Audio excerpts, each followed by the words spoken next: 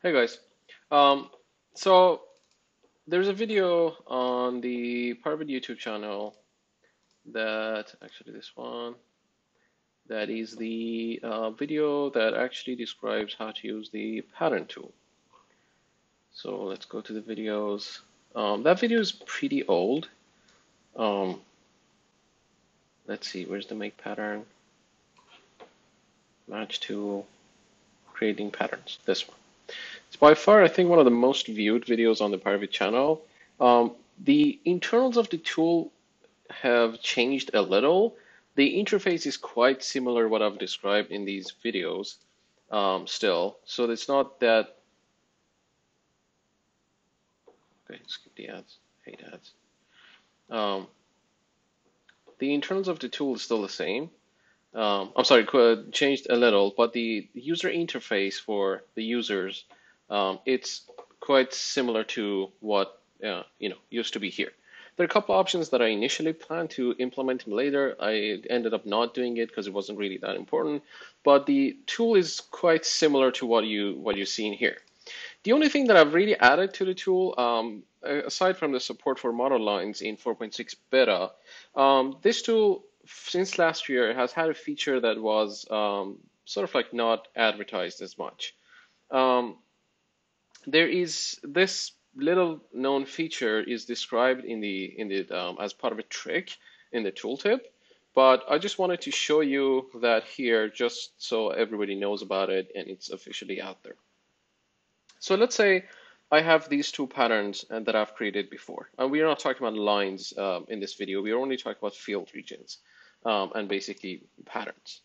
Um, the mouse is not cooperating. Okay, so it's little known that the make pattern tool actually accepts field regions as well as lines. So I can drive field region here now.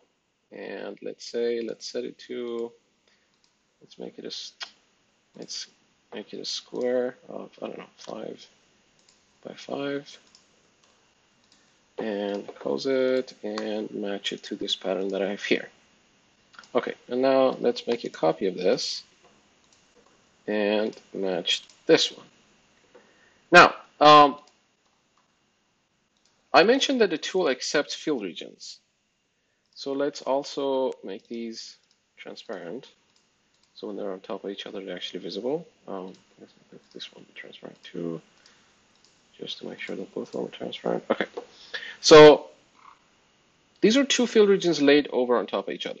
What if I select both of these, run the make pattern, and say, actually, what was the numbers? Well, let's just call it combined.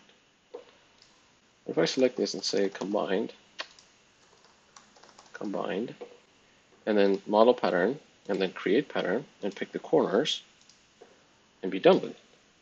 Well, let's see what happens. Delete, duplicate. I'm going to go here and pick the combine pattern as well. So now you have one pattern that has combined these two together. Well, what if you decide that you need this one too? Let's do another field region.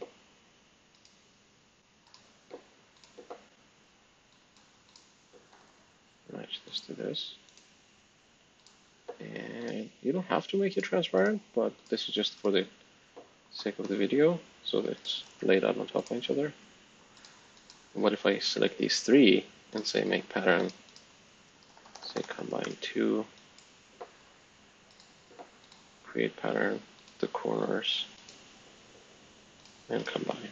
And then I should probably pick the combine name so I didn't have to change this. What if I do that? Well, then I have a pattern that is a mix of three different patterns. These are not overlaid on top of each other. You just created a pattern that combined three other patterns into one. This is a completely independent, separate pattern. So the pattern tool can help you combine the different patterns that you have to the model. These are also, let's grab this one or this. These are also model patterns that I've created. Um, what if I have this model pattern and I want to create a detail pattern out of it? I'm going to go here, pattern, model to detail. And then instead of picking model pattern, because it's already a model pattern, let's do a detail pattern. And then let's see, that's the scale of the drawing that I have, 1.5 inch to 1 feet. Create pattern, and then create a pattern.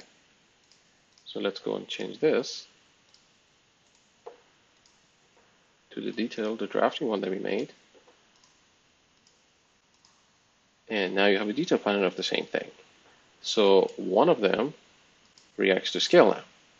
So we basically effectively converted one model pattern to a detail pattern of the exact same thing. And it followed the scale on that view that you had. So you converted to that detail pattern at that scale that you had it in that view. So any changes to the scale after that will affect that those detail patterns. So you could effectively use the make pattern tool to convert models to detail patterns and combine as many as details as patterns as you want and create a customized one for your use cases.